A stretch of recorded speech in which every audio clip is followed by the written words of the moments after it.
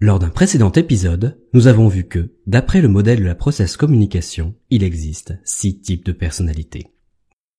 Au cours de cet épisode, nous allons reprendre les caractéristiques du type persévérant.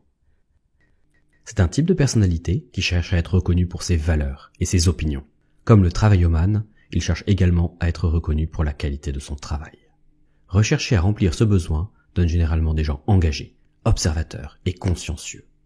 Les persévérants représentent environ 10% de la population occidentale. Ce sont à 75% des hommes. Les persévérants perçoivent le monde au travers du prisme de leurs valeurs. Ils jugent et évaluent les gens et les choses en fonction de leurs propres opinions.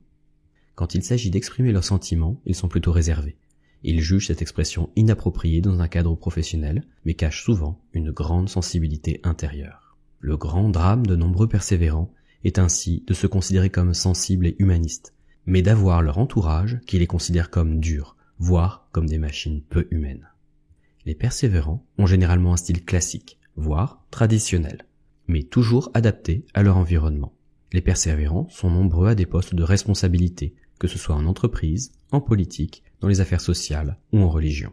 Quand un persévérant est en situation de stress, il va commencer à critiquer les autres et à se focaliser sur le négatif. Quand il atteint son 2e niveau de stress, le persévérant part en croisade et va chercher à imposer sa morale. Pour remotiver un persévérant, reconnaissez le niveau d'exigence, attirez l'attention sur les points positifs et écoutez ses opinions, même si vous ne les partagez pas. Les persévérants vont privilégier le canal interrogatif. Leur style de management préféré est le management démocratique. Par contre, ils n'apprécient pas le mode de management autocratique qui ne prend pas en compte leur capacité de raisonnement. Si vous souhaitez aller plus loin, je vous propose la lecture de Comment leur dire la process communication de Gérard Collignon, ainsi que de Communiquer, motiver, manager en personne de Taibi Keller. Vous trouverez les liens en description.